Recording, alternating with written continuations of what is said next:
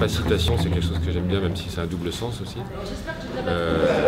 Mais c'est ce qui peut donner à des habitants les capacités d'action, les capacités d'expression, les capacités d'agir. Ça ne s'appelait pas Empowerment, mais j'ai participé à une action, alors que ça s'appelait une action communautaire.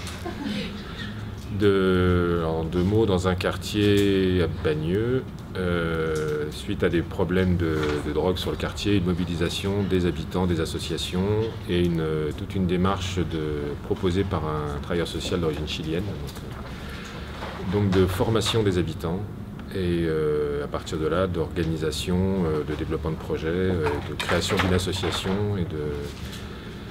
l'association a embauché des professionnels pour développer des projets sur le quartier suite à cette formation. Et voilà.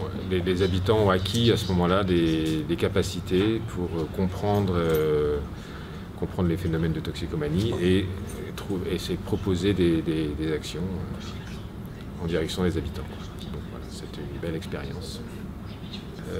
Les défis, c'est d'aller au-delà de simplement j'ai un peu l'impression que depuis des dizaines d'années, il y a plein d'expériences, mais qui restent des expériences et qui restent des initiatives intéressantes, isolées. D'arriver enfin peut-être à ce que ça devienne vraiment des méthodes de travail, quoi, parmi les travailleurs sociaux, parmi tous les intervenants. Formation des méthodes sans doute. Mais après, c'est un changement on va dire, de logiciel, d'approche. C'est changer la manière dont on considère les habitants, dont on considère la politique. Donc c'est pas que de la technique. C'est pas que les méthodes, tout ça, c'est de la cuisine, quoi. Mais c'est d'abord une posture au départ, considérer que c'est vraiment une question de postulat et de posture au départ, quoi.